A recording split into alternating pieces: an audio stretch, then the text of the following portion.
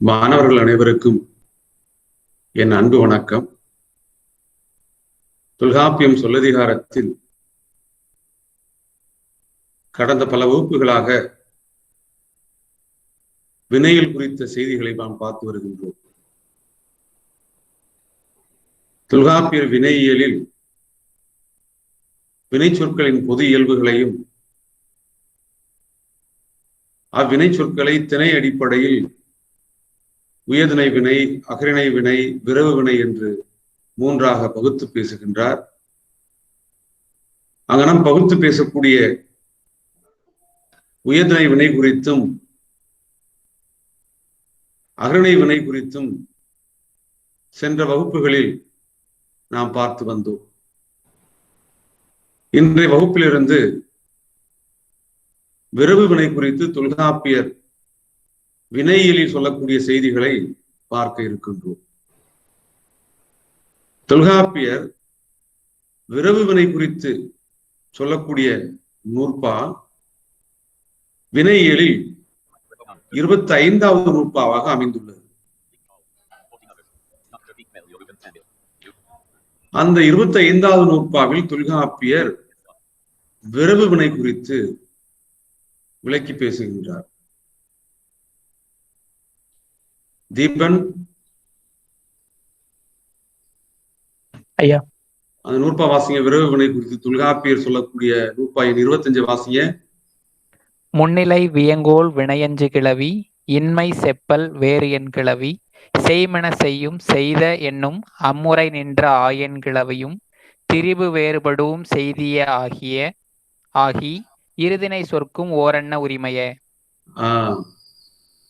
தொல்காப்பியர் வினையியலில் விரவு வினைகளை பற்றி தொகுத்து சொல்லக்கூடிய நூற்பா முன்னிலை வியங்கோள் வினையஞ்சு கிளவி இன்மை செப்பல் வேறு என் கிளவி செய்மன செய்யும் செய்த என்னும் அம்முறை நின்ற ஆயன் கிளவியும் திரிபு வேறுபடும் செய்திய ஆகி இருதினை சொற்கும் ஓரன்ன உரிமைய என்று நூற்பா எண் 25 குறிப்பிடுகிறார் விரவு வினைகளை பற்றி. நூற்பாவில் குறிப்பிடுகின்ற பொழுது தொல்காப்பியர் விரவு வினை என்று சொல்லக்கூடிய இலக்கண கலை சொல்லை பயன்படுத்தாமல் அவர் விரவு வினைக்கு சொல்லக்கூடிய சொல்லாடல் இருதினை சொற்கும் ஓரன்ன உரிமைய என்று சொல்கின்றார். உயர்திணைக்கும் அகரிணைக்கும் உரிமையுடைய சொல்தான் விரவு வினை. அந்த விரவு வினை என்று சொல்லக்கூடிய சொல்லாடலை உரையாசிரியர்கள் எழுதுகின்றார்கள்.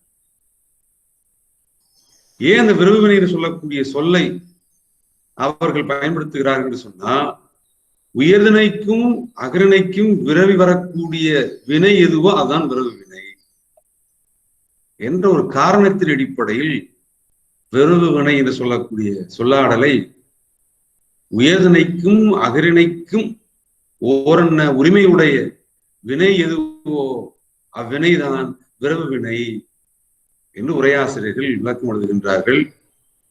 பின்னே வந்த நன்னூலானது அந்த விரவு வினையை பொது வினை என்று சொல்கின்றது.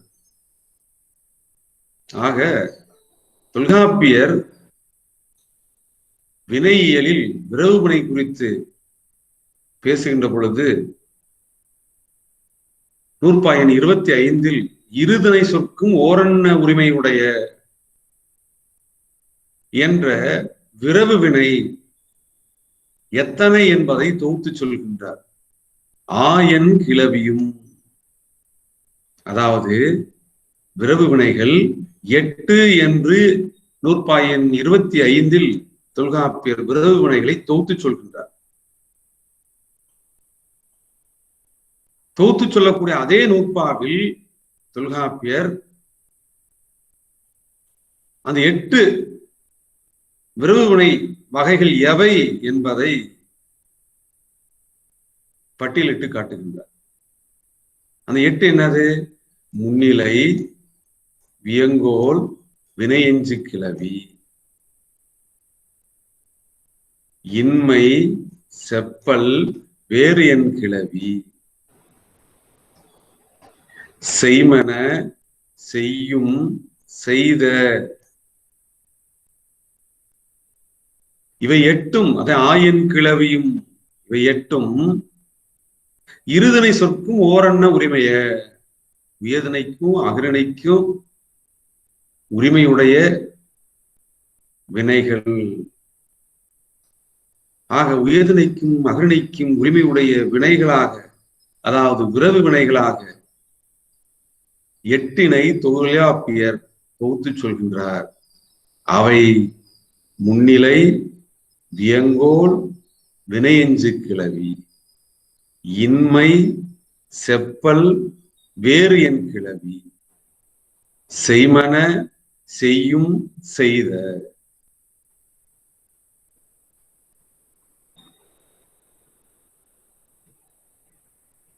எட்டு சொல்றாரு பாத்துங்க. அப்ப இந்த எட்டுல பாத்தீங்கன்னா நம்ம வாசிக்கிறப்ப 9 என்பது மாதிரி தெரியும். 9 என்பது போல. இப்ப முன்னிலை வியங்கோல் வினையெஞ்சு கிளவி இன்மை செப்பல் வேறு என் கிளவி செய்மன செய்யும் செய்த என்னும் அம்முறை நின்ற ஆயன் கிளவியும் திரிபு வேறுபடும் செய்திய ஆகி இருதனை சொற்கும் ஓரன்ன உரிமைய. இப்ப இருதனை சொற்கும் ஓரன்ன உரிமை உடைய விரவுனை 8. 8 எவை நூற்பாளர் சொல்றாரு. முன்னிலை வியங்கோல் வினையெஞ்சு கிளவி இன்மை செப்பல் வேறு என் கிளவி செய்மன செய்யும் செய்த என் என்ற 8ம். 8ன்னு சொல்றாரு. நம்ம பட்டியலை பார்த்தோம்னா 9 ஆக தெரிகிறது. அப்ப அங்க ஒரு சிக்கல் வரும். நீ நூற்பா படிக்கிறப்ப ஒரு சிக்கல் வரும். அப்ப இதுக்கு உரையாசிரியர்கள் என்ன சொல்றாங்க? இன்மை என்பதும் செப்பல் என்று சொல்லக்கூடியதும் ஒன்றா வேறா? உரையாசிரியர் எப்படி விளக்கம் சொல்றாங்க?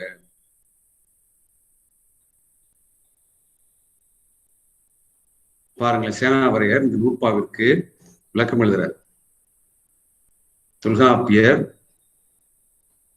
வினையியல்ல விரவுமுனை குறித்து நூற்பாயம் 25 எழுதுகின்றார். 8 விரவுமுனைகளை தொகுத்து சொல்கின்றார். ஆயன் கிளவியும் இரு திணைக்கும் ஓரன்ன உரிமை உடைய என்று சொல்கின்றார். நூற்பாவை நாம் வாசிக்கிற பொழுது முன்னிலை வியங்கோல் வினையெஞ்சு கிளவி இன்மை செப்பல் வேறு என் கிளவி செய்மன செய்யும் செய்த என்று பார்த்தால் 9 பட்டியல் எண்ணிக்கை வருகிறது மாதிரி நமக்கு தெரிகிறது. அப்ப இதற்கு உரையாசனுடைய விளக்கத்தை நாம துணையின் அடிப்படையில் பார்த்தோம்னா சேனாவரையருக்கு எப்படி விளக்கம் எழுதுகிறார்? அந்த நூற்பாவிற்கு சேனாவரையர் எழுதுறார். இதன் பொருள்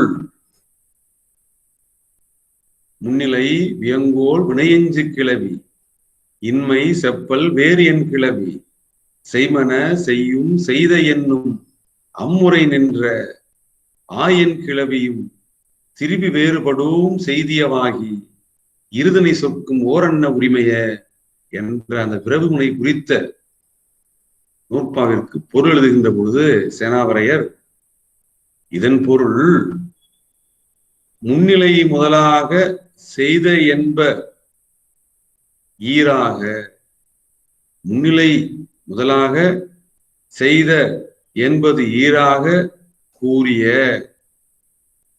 முறையான் நின்ற 8 சொல்லும்.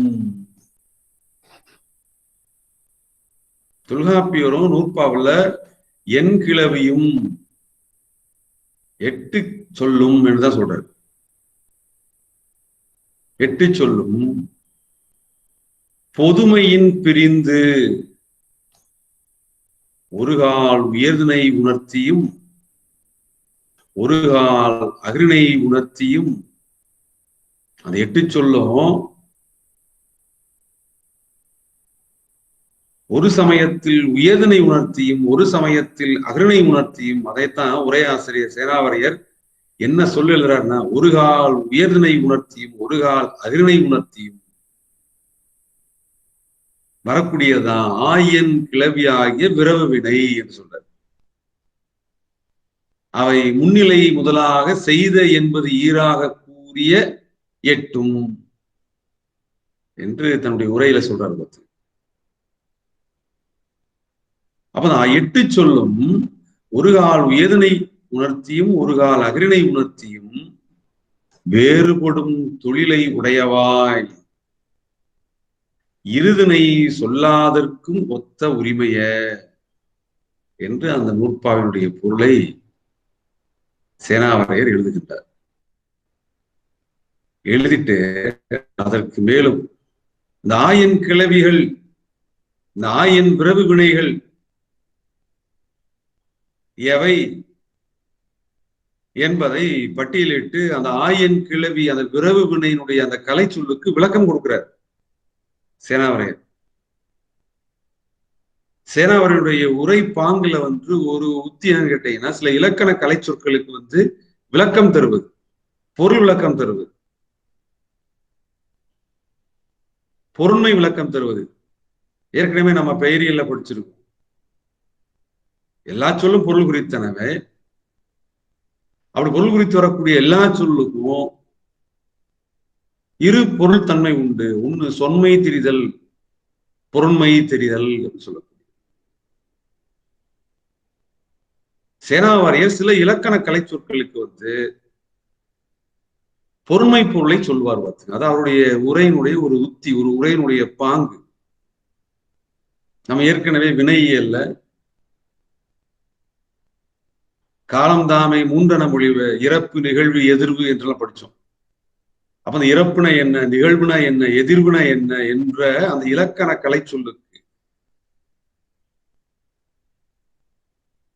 அந்த சொன்மை பொருளுக்கு பொருண்மை பொருள் சொல்றார். பார்த்துக்கு இறப்பு என்பது தொழில், அது கழிவு என்று சொன்னார் இல்லையா? அது மாதிரி விரவுனை 8, அந்த 8 எவை முன்னிலையை தொடங்கி செய்த என்பது முடிய உள்ள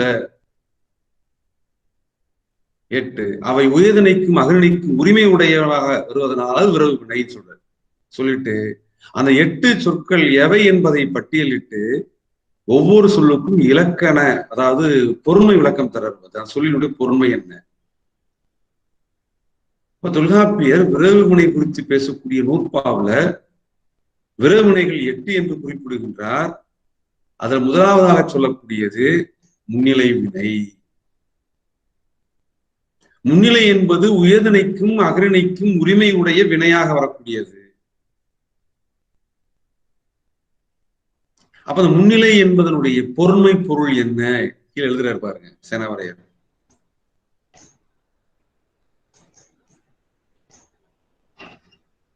முன்னிலை வினை சொல்லாவது எதிர்முகமாய் நின்றான் தொழில் உணர்த்துவது. முன்னிலை வினை சொல்ல என்ன, அந்த இலக்கண கலை சொல்லுக்கான பொருண்மை பொருள் என்ன என்பதை சேனாவரையர் தன்னுடைய உரையில எழுதுறாரு. முன்னிலை வினை சொல்லாவது எதிர்முகமாய் நின்றான் தொழில் உணர்த்துவது. தனக்கு எதிரே நிற்கக்கூடியவனுடைய தொழிலை சொல்வதுதான் முன்னிலை வினை சொல். வந்தாய், சென்றாய், போனாய், நடந்தாய், படித்தாய் எல்லாம் நமக்கு முன்னே எதிரே நின்றவனுடைய தொழிலை உணர்த்துகின்ற சொல் எதுவோ அவை எல்லாமே முன்னிலை வினை.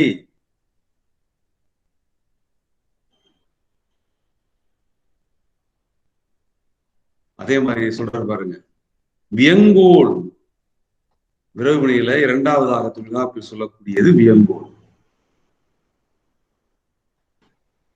அந்த வியங்கோல் என்பதனுடைய பொருண்மை பொருள் என்ன, ஏவல் பொருட்டாய் வருவது.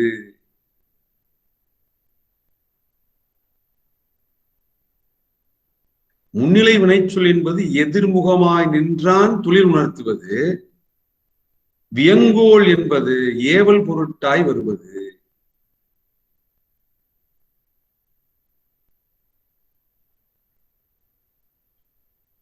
ஆக வாழ்க, வெல்க, செல்க, நிற்க, பேசுக, இதெல்லாம் வந்து பாத்தீங்கன்னா ஏவல் பொருட்டாய் வரக்கூடியது. வியங்கோல். பேசுக, செல்க, ஓடுக, பாடுக, முன்னிலை இருப்பவரை ஏவுவது, ஏவுதல் பொருட்டு வரக்கூடியது. அதான் சொல்றாரு பாத்துக்கிட்டு, வியங்கோல் என்பது ஏவல் பொருட்டாய் வருவது. அடுத்து சொல்றாரு பாத்துங்க, வாழ்த்துதல் முதலாகிய பிற பொருளும் உடைத்தாதாகலின் இக்குறி மிகுது நோக்கி சென்ற குறி என உணர்க.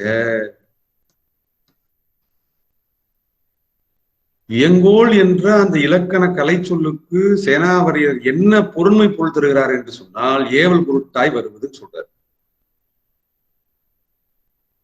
அதே சமயத்துல சேனாவரியர் விளக்கம் எழுதுறார், அந்த வியங்கோல் என்பது வாழ்த்துதல் முதலாகிய பிற பொருளும் உடைத்ததாகலின். நீ நன்னூல் படிச்சிருப்பீங்க, வாழ்த்துதல், வைதல், வேண்டுதல், இந்த பொருள்கள் எல்லாம் வியங்கோல் என்பது வரும் அவர் படிச்சிருப்பீங்க. அதான் சொல்ற, வாழ்த்துதல் முதலாகிய பிற பொருளும் உடைத்ததாகலின். வாழ்த்துதல், வைதல், வேண்டுதல், போற்றுதல், தூற்றுதல், பிற பொருளும் உடைத்ததாகலின் எது வியங்கோல் என்று சொல்லக்கூடிய அந்த வினை.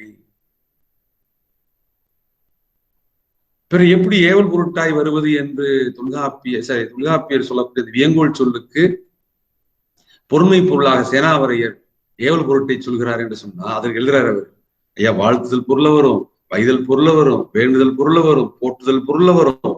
வியங்கோல் கிளவி, வியங்கோல் அது வினை, அது விரவு வினை. இந்த வாழ்த்துதல், வைதல், வேண்டுதல், ஏசுதல் இவையெல்லாம் வந்து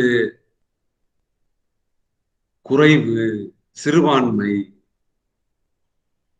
ஏவல் பொருள வரக்கூடியதுதான் பெரும்பான்மை, மிகுதி.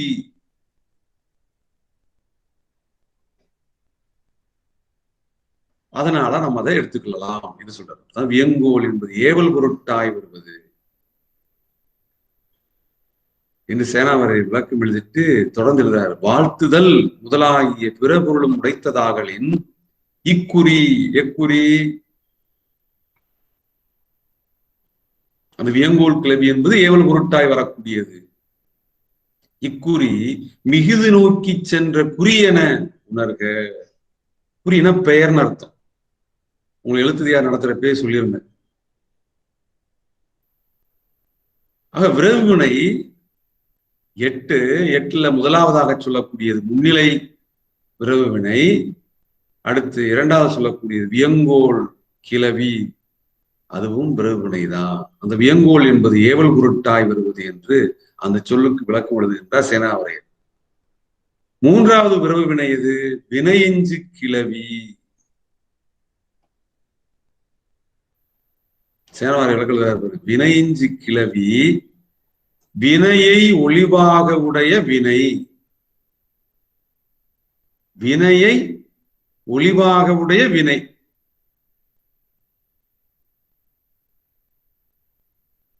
வந்து பேசினான். வந்து என்பது எச்சம், பேசினான் என்பது வினை முற்று. வந்து என்ற எச்சத்தினுடைய பொருண்மை எதனால முடிவு பெறுகிறது என்று சொன்னால் அதை அடுத்து வரக்கூடிய வினை முற்றால். அப்ப வந்து பேசினான், பேசினான் என்ற வினை ஒளிவு உடையதாக இருந்தால் அது வினையெஞ்சு கிளவி. அது சொல்ற, வினையை ஒளிவாக உடைய வினை. வந்து பேசினான், வந்து என்பது எச்சம்தான். அந்த எச்சத்தினுடைய பொருண்மை, அந்த எச்சத்தினுடைய இலக்கண பொருண்மை அடுத்து வரக்கூடிய வினையால் முடிவடைகிறது. அப்ப அந்த வினை ஒளிவுடையதாக இருந்தால் அது வினை எச்சம். அது வினையின் சிக்கல். வினையை ஒளிவாக உடைய வினை. அடுத்தது இப்ப இங்கதான் சொன்ன உங்களுக்கு இன்மை செப்பல். அந்த இன்மை செப்பல் என்று சொல்லக்கூடியதை நாம இரண்டாக பகுத்து பார்க்க கூடாது. ஒன்று பகுத்து பார்த்தீங்கன்னா 9 என்ற எண்ணிக்கையிலே போகுது. ஒன்றுதான் இன்மை செப்பல். அந்த இன்மை செப்பல் என்பதற்கு என்ன விளக்கம் கொடுக்கிறார் சேனாவரையர்? இல்லை, இல்.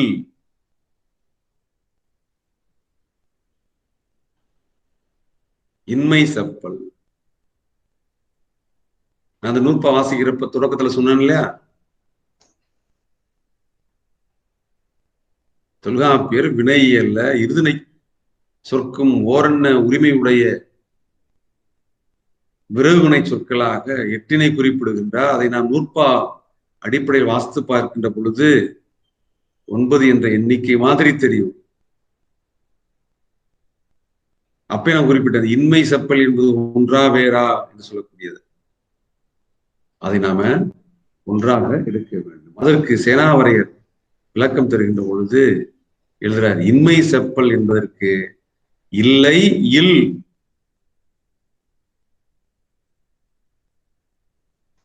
இரண்டு ஒன்றுதான். இல்லை, இல். இன்மை செப்பனுடைய பொருண்மை என்ன? இல்லை அல்லது இல். அடுத்தது விரவு வினையில சொல்றாரு பார்த்துங்க, வேறு என் கிளவி.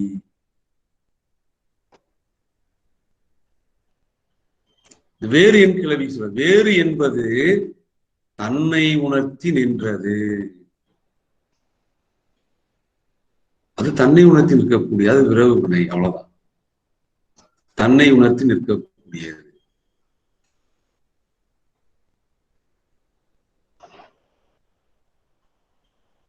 அடுத்து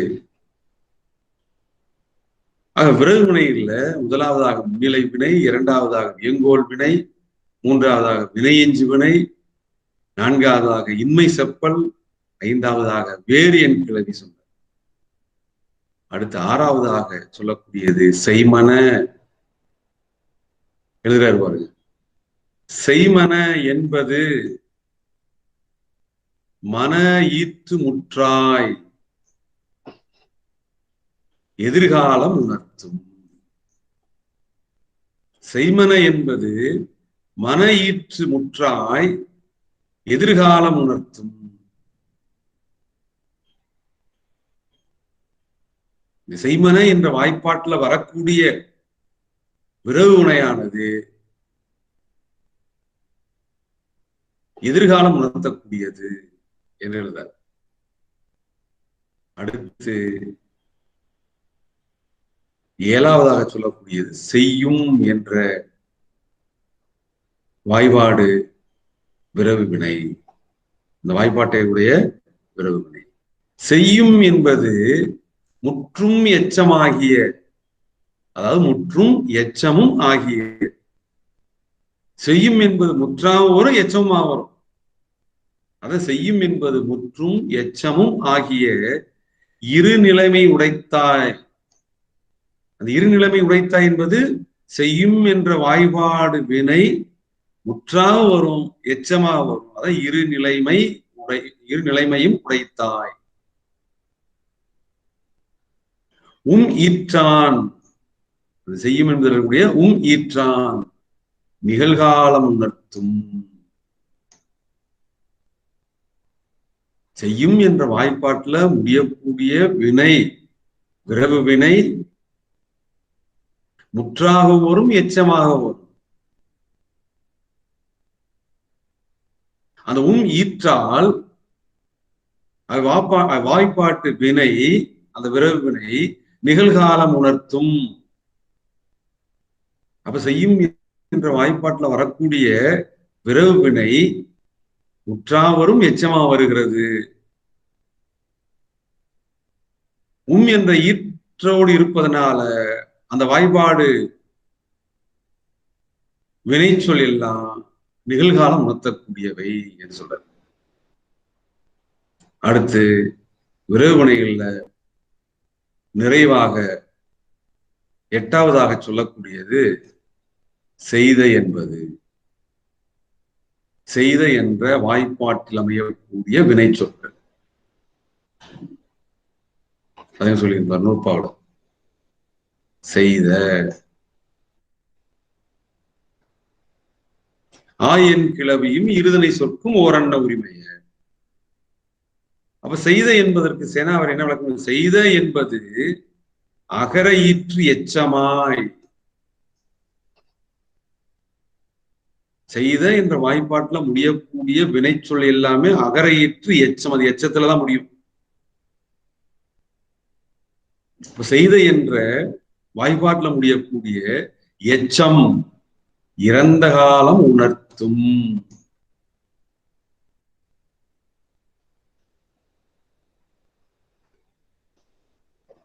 சொல்லிட்டார் பார்த்து. ஆக தொல்காப்பியர் வினையியல்ல திணையின் அடிப்படையில் வினை சொற்களை பாகுபடுத்துகின்ற பொழுது உயர்திணை வினை, அகரணை வினை, விரவு வினை என்று 3ஆக பாகுபடுத்துகின்றார். 3வது சொல்லக்கூடிய அந்த விரவு வினையை தொல்காப்பியர் இருதனை சொற்கும் ஓரன்ன உரிமை உடைய சொல்தான் அந்த விரவு வினை என்பது என்று சொல்லி அந்த விரவினுடைய தொகையாக 8னை குறிப்பிடுகின்றார் நூற்பாயன் 25. அந்த 8 எவை என்று பார்த்தா முன்னிலை, வியங்கோள், வினையெஞ்சு கிளவி, இன்மை செப்பல், வேறு என் கிளவி, செய்மன, செய்யும், செய்த என்பனவாகும். அப்ப இந்த விரவுவினையினுடைய 8 வகைகளை தொல்காப்பிய நூற்பாவில் வகைப்படுத்தி காட்டக்கூடிய அந்த சொற்களுக்கு சேனாவரையர் அவர்கள் தன்னுடைய உரையில் விளக்கம் தருகின்ற பொழுது ஒவ்வொரு சொல்லுக்கும்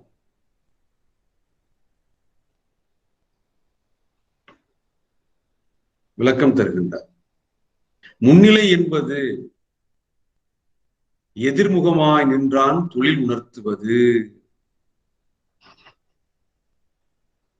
என்று சொல்றார். பார்த்து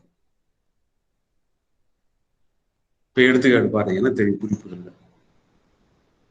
அந்த முன்னிலை கிளவி, அந்த முன்னிலை கிளவிதான் முன்னிலை வினை என்று சொல்றோம். பார்த்து சேனாவரையர் அதற்கு விளக்கம் என்ன கொடுக்கிறாரு? எதிர்முகமாய் நின்றான் தொழில் உணர்த்துவது.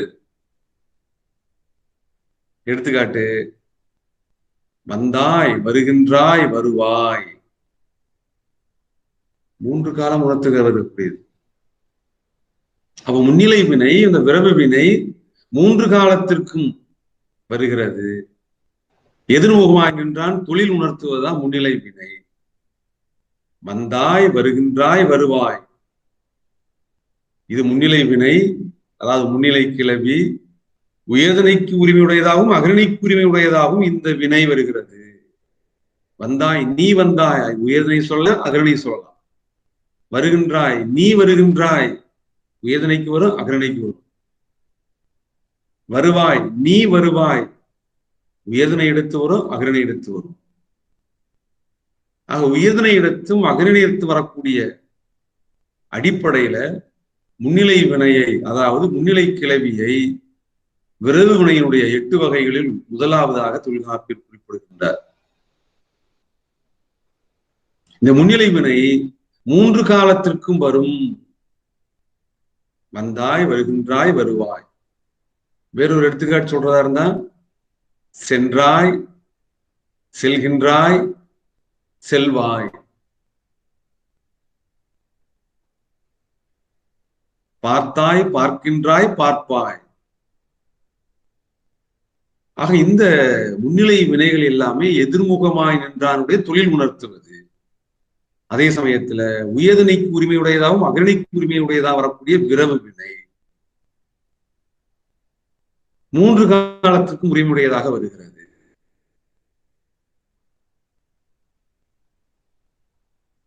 ஆக ஒரு முன்னிலை வினையினுடைய இலக்கண பொருண்மை என்ன, சொன்மை நிலை என்ன, பொருண்மை நிலை என்ன என்று நம்ம பார்த்தோம்னா, முன்னிலை வினை அதாவது முன்னிலை கிளவியினுடைய இலக்கண பொருண்மை அது விரவு வினை.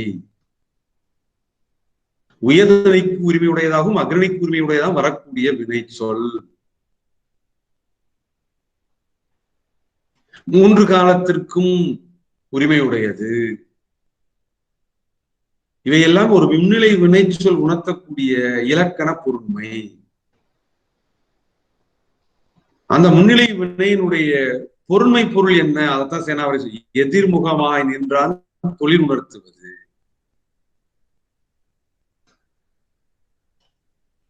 என்று சொல்றார். அதே விரவு வினையில 2வது வரக்கூடிய பாருங்க. அப்ப 2வது வரக்கூடிய சொல்றாரு, வியங்கோல் என்பதுதான் விரவு வினையுடைய 8 வகையில 2வதாக தொல்காப்பியர் சொல்லக்கூடியது வியங்கோல். நுட்பப்படுத்து வியங்கோல் என்று சொல்லக்கூடிய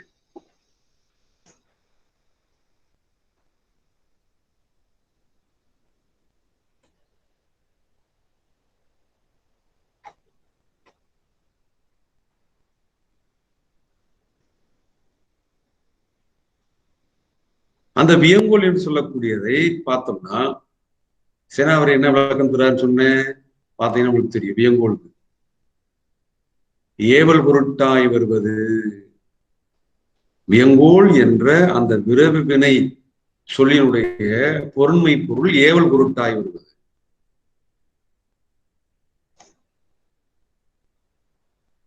ஏவல் பொருட்டாய் வரக்கூடிய அந்த வியங்கோல் விரவு வினை படற்கை இடத்திற்கும் ஐம்பாலுக்கும் பொது. படற்கை இடத்திற்கும் ஐம்பாலுக்கும் பொது. வியங்கோல் கிளவி அது விரவு வினை கிளவி. விரவு வினை 8 வகையில 2வதாக சொல்லப்படுவது. அது என்ன பொருண்மை பொருள் உணர்த்தக்கூடியது? ஏவல் பொருட்டாய் வருவது. சரி, அதனுடைய சொன்மை பொருள் இலக்கண பொருண்மை என்ன? படற்கை இடத்திற்கும் ஐம்பாலுக்கும் பொதுவானது வியங்கோல். ஒரு வியங்கோல் சொல் ஏவல் பொருட்டாய் வரக்கூடிய ஒரு வியங்கோல் விரவு வினை படற்கை இடத்திற்கு மட்டும்தான் வரும், ஐம்பாலுக்கும் வரக்கூடியது. அப்ப படற்கை இடத்திற்கும் ஐம்பாலுக்கும் பொதுவான விரவு வினை வியங்கோல். அடுத்து பார்ப்போம், எடுத்துக்காட்டு பாருங்க. அப்ப வியங்கோல் கிளவி படற்கை இடத்திற்கு வரும், ஐம்பாலுக்கும் பொதுவா வரக்கூடியது, ஏவல் பொருட்டாய் வரக்கூடியது. எடுத்துக்காட்டு, அவன், அவள், அவர் வாழ்க.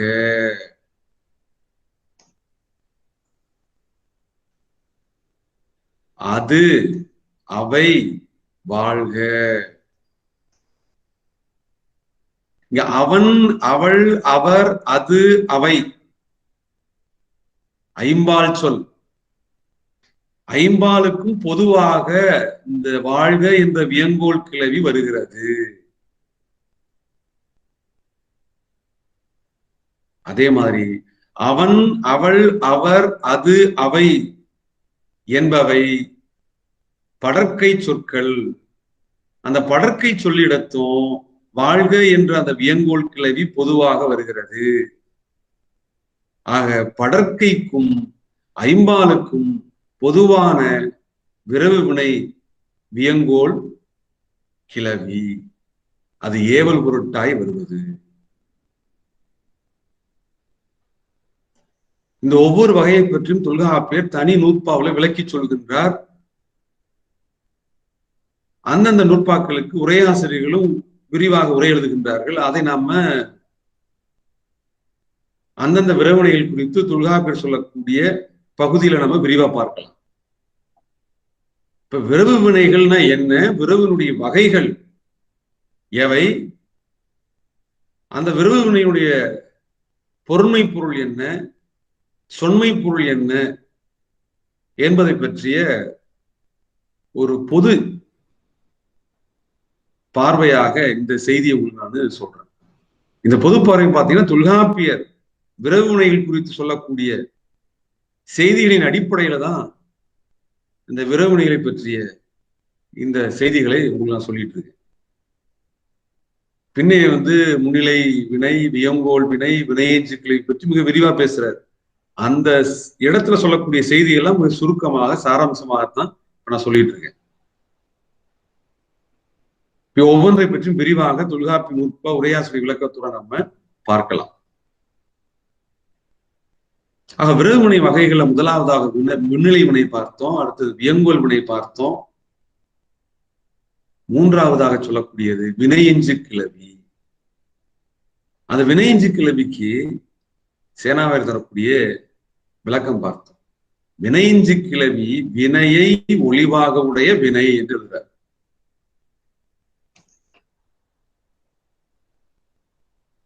விரவினையில மூன்றாவதாக தொல்காப்பியர் பட்டியலிடுவது வினையெஞ்சு கிளவி, வினையை ஒளிவாக உடைய வினை. எடுத்துக்காட்டு, பார்த்து பேசினான். பார்த்து என்பது வினையெஞ்சு கிளவி. பார்த்து பழகியது, பார்த்து என்பது வினையெஞ்சு கிளவி. இப்ப இரண்டு தொடரிடத்திலையும் பார்த்து என்பது பொதுவா தான் வருது. வினைமுற்று, அதனை தொடர்ந்து வரக்கூடிய வினைமுற்று. பேசினான் உயர்தனையா வருகிறது, பழகியது அகரணையா வருகிறது. ஆக உயர்தனைக்கும் அகரணைக்கும் உரிமையுடைய எச்சமாக இந்த வினை எச்சம் வருவதனால இது விரவு வினை என்று சொல்லப்படுகிறது. அப்ப வினையை ஒளிவாக உடைய வினைதான் வினையெஞ்சு கிளவி.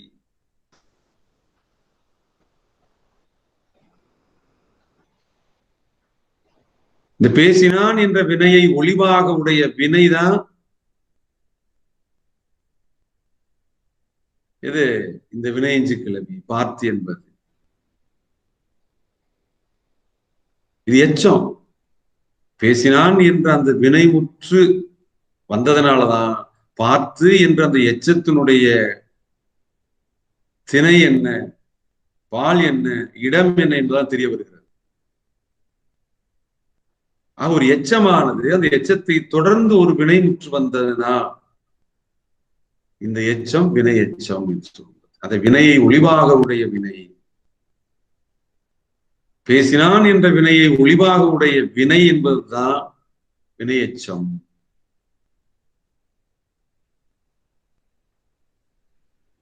அடுத்து நான்காவது விரவு வினையாக தொல்காப்பியர் சொல்வது இன்மை செப்பல். ஒரு தொடராக நம்ம இருக்கும் இன்மை செப்பல். சேனாவரையர் விளக்கம் தருகின்ற பொழுது இல்லை இல் என்பன என்று சொல்றது. இல்லை இல் என்று சொல்லக்கூடிய இரண்டும் இன்மை செப்பல் என்ற பொருமையில் வரக்கூடியது.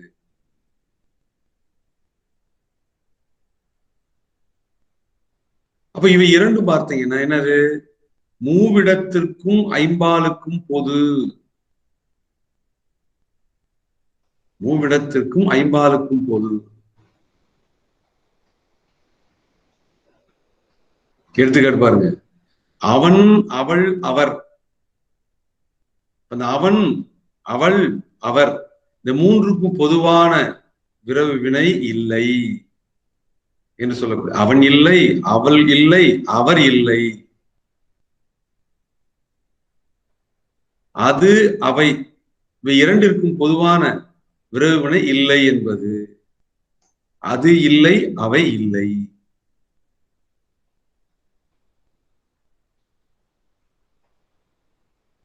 அப்ப ஐம்பாலுக்கும் பொதுவாக வரக்கூடிய விரவு வினை இல்லை என்பது. அவன் இல்லை, அவள் இல்லை, அவர் இல்லை, அது இல்லை, அவை இல்லை.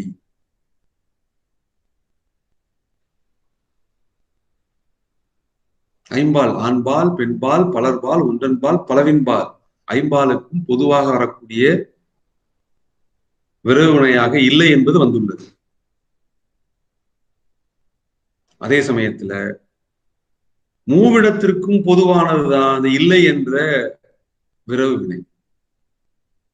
அவன், அவள், அவர், அது, அவை, இவை எல்லாமே படற்கை பெயர். இப்ப படற்கை பெயராக பார்க்கின்ற பொழுது இல்லை என்பது பொதுவாக வருகிறது. அவன் இல்லை, அந்த படற்கை இடத்துல இல்லை என்ற விரைவு வினை வருகிறது. அடுத்து பாருங்க, நீ, நீர், இந்த இரண்டு முன்னிலை பெயருக்கும் இல்லை என்ற விரைவு வினை வருகிறது. அப்ப நீ என்பது முன்னிலை இடத்து இல்லை என்ற விரைவு வினை வருகிறது. நீர் என்ற முன்னிலை பன்மை பெயரிடத்து இல்லை என்ற விரைவு வினை வருகிறது. நீர் இல்லை, நீ இல்லை. அப்ப முன்னிலை இடத்து வந்துருச்சு. அவன் இல்லை படற்கை இடத்துல, நீ இல்லை முன்னிலை இடத்து வந்திருக்கிறது, இல்லை என்று சொல்லக்கூடிய விரைவு வினை. அடுத்து பாருங்க, யான், யாம், தன்மை பெயர்கள். இந்த தன்மை பெயரிடத்து இல்லை என்ற விரைவு வினையானது வந்துள்ளது. யான் இல்லை, யாம் இல்லை. ஆக யான் இல்லை தன்மை இடத்து, நீ இல்லை முன்னிலை இடத்து, அவன் இல்லை படற்கை இடத்து ஆகிய மூவிடத்திற்கும் உரியதாக இல்லை என்ற விரைவு வினையானது வந்துள்ளது.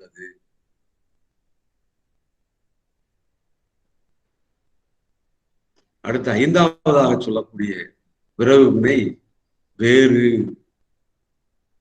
சேனாவரையர் அதற்கு விளக்கம் தருகின்ற பொழுது தன்னையே உணர்த்தி நின்றது என்றார். தன்னை உணர்த்தி நிற்கக்கூடிய விரைவு வினை வேறு என்று சொல்லக்கூடிய விரைவு வினை. இந்த வேறு என்ற விரைவு வினையானது ஐம்பாலுக்கும் மூவிடத்திற்கும் பொது.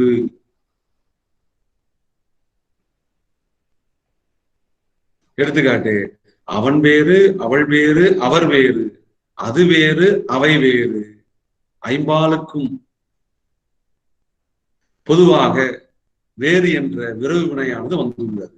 அவன் வேறு ஆண்பால், அவள் வேறு பெண்பால், அவர் வேறு பலர்பால், அது வேறு ஒன்றன்பால், அவை வேறு பலவின்பால். ஐம்பாலுக்கும் பொதுவாக வேறு என்ற விரைவு வினை வந்துள்ளது.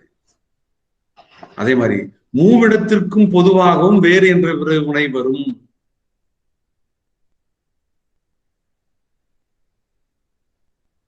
எடுத்துக்காட்டு, அவன் வேறு, அங்க படற்கை இடத்துல வேறு என்ற விரைவு வினை வந்துள்ளது.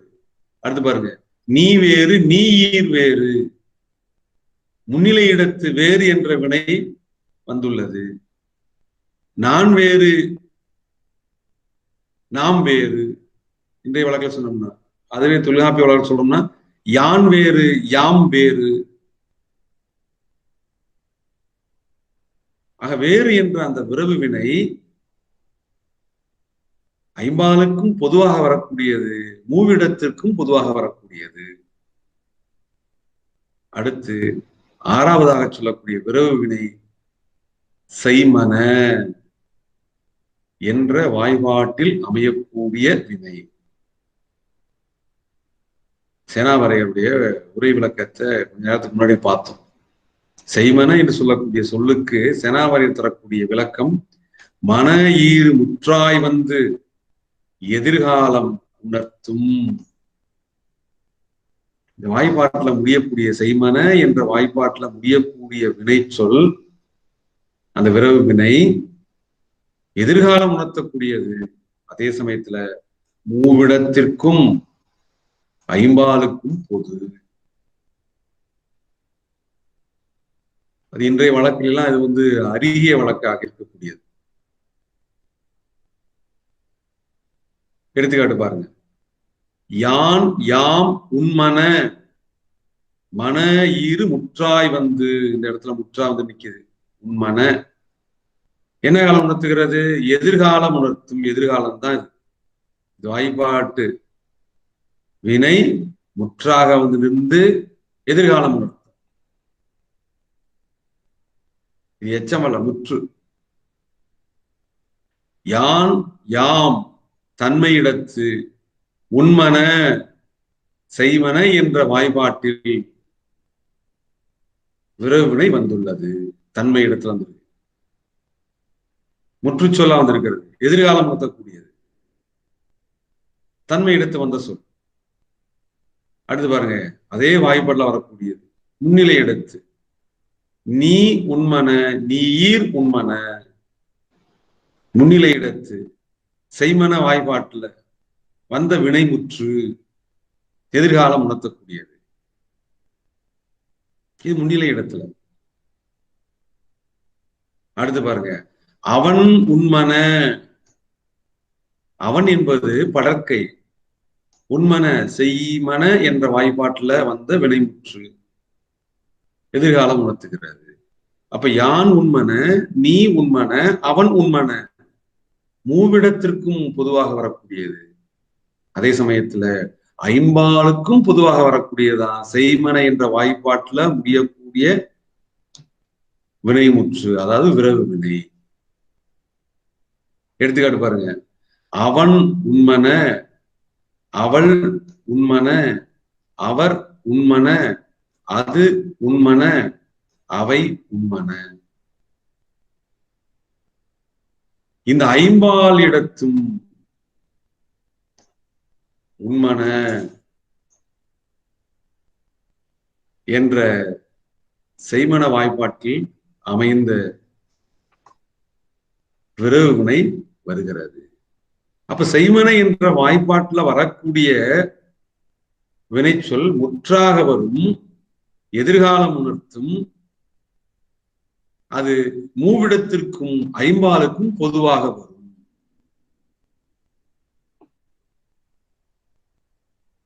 அடுத்து ஏழாவதாக சொல்லக்கூடியது செய்யும் என்ற வாய்ப்பாட்டில் வரக்கூடிய வினைச்சொல் விரவு வினை. அதில் சேனாவரையை தரக்கூடிய விளக்கத்தை பார்த்தோம். என்ன விளக்கம் கொடுக்குறாரு? முற்றும் எச்சமும் ஆகிய இரு நிலைமையும் உடைத்து. செய்யும் என்ற வாய்ப்பாட்டுல முடியக்கூடிய ஒரு வினைச்சொல் முற்றாகவும் வரும் எச்சமாகவும் வரும் என்று சொல்றார். சொல்லிட்டு ஈற்றான் நிகழ்காலம் உணர்த்தும்.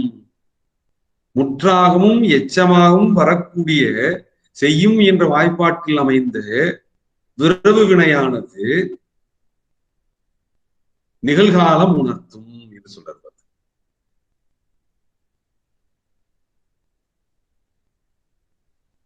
இந்த செய்யும் என்று சொல்லக்கூடிய வாய்ப்பாட்டில் அமையக்கூடிய விரவு வினையும் மூவிடத்திற்கும் ஐம்பாலுக்கும் பொதுவானது.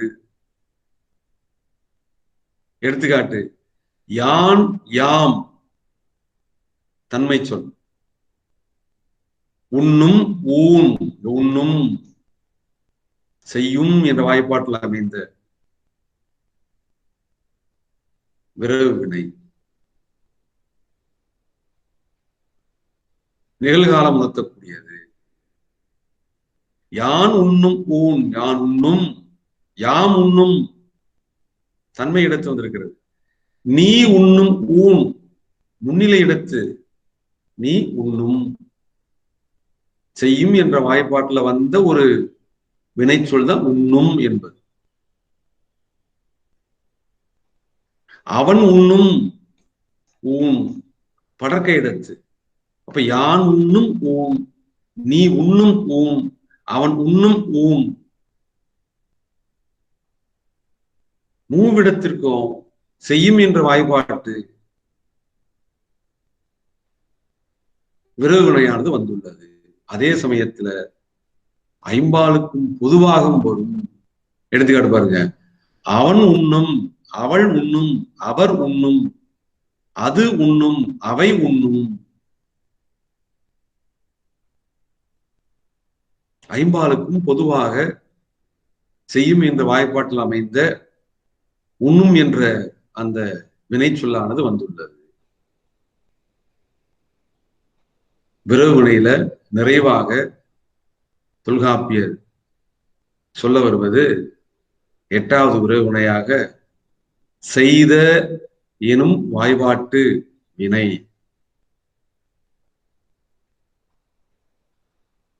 சேனாவரையர் உரை விளக்கம் தருகின்ற பொழுது அகர ஈற்று எச்சமாய் இறந்த காலம் உணர்த்தும். செய்த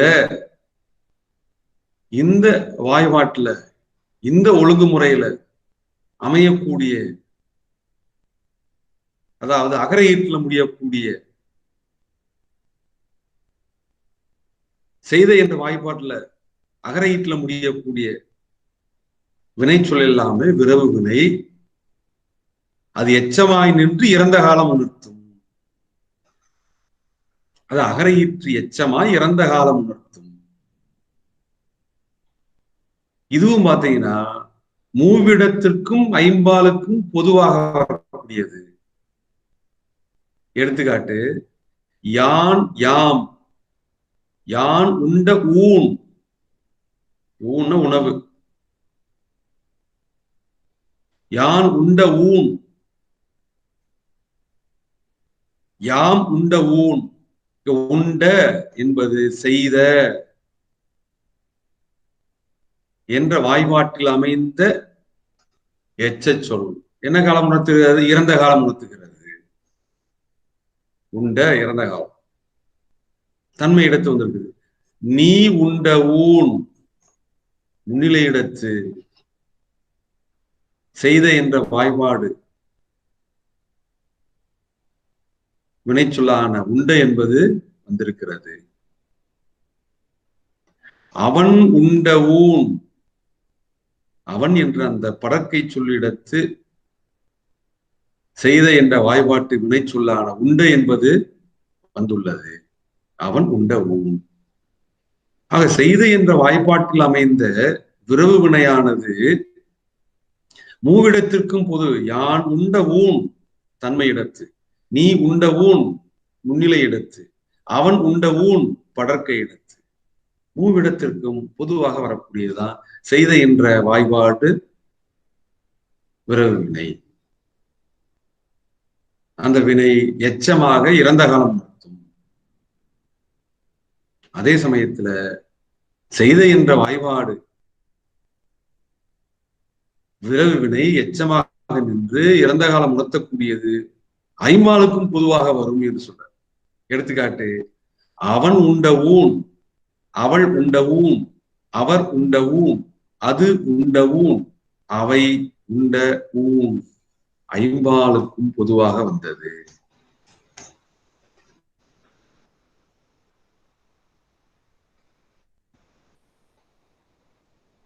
ஆக தொல்காப்பியர் வினையியல்ல திணையின் அடிப்படையில் வினை சொற்களை பாகுபடுத்துகின்ற பொழுது உயர்திணை வினை, அகரிணை வினை, விரவு வினை என்று 3ஆக பாகுபடுத்துகின்றார்.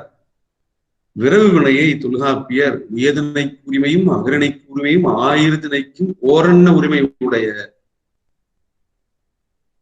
அதாவது உயர்திணை அகரிணை 2 திணைக்கும் ஓரெண்ண உரிமை உடைய என்ற சொல்லத்தை அவர் பயன்படுத்துறார். அப்ப உயர்திணைக்கும் அகரிணைக்கும் உரிமையுடைய வினைகளாக வரக்கூடியது விரவு வினைகள். அந்த விரவு வினைகளாக 8 தொகுத்து சொல்கின்றார். அந்த 8 எவை என்பதை வகைப்படுத்துகின்ற பொழுது முன்னிலை வினை, வியங்கோல் வினை, வினையெஞ்சு கிளவி, இன்மை செப்பல், வேறு, செய்மன, செய்யும், செய்த என்ற 8 வகைப்படுத்துகின்றார். அங்கனம் தொல்காப்பியர் வகைப்படுத்தக்கூடிய விரவு வினைகளை குறித்து சேனாவரையர் அவர்கள் உரை எழுதுகின்ற பொழுது அந்த 8 வகை விரவு வினைகளுக்கான விளக்கங்களை தருகின்றார். முன்னிலை வினை என்பது எதிர்முகமாய் நின்றான் தொழில் உணர்த்துவது, வியங்கோல் வினை என்பது ஏவல் பொருட்டாய் வருவது, வினையெஞ்சு கிளவி என்பது வினையை ஒளிவாக உடைய வினை, இன்மை செப்பல் என்பது இல்லை இல் என்பன, வேறு என்பது தன்னையே உணர்த்தி நின்றது, செய்மன என்பது மன ஈறு உற்றாய் வந்து எதிர்காலம் உணர்த்தும். செய்யும் என்பது முற்றும் எச்சம் ஆகிய இரு நிலைமையும் உடைத்து, செய்த என்பது அகரையிற்று எச்சமாய் இறந்த காலம் உணர்த்தும் என்று சேனாவரையர் அவர்கள் விளக்கம் தருகின்றார். அவர் விளக்கம் தருவதற்கு நாம எடுத்துக்காட்டுகளோட பார்த்தோம். நம்ம இதுல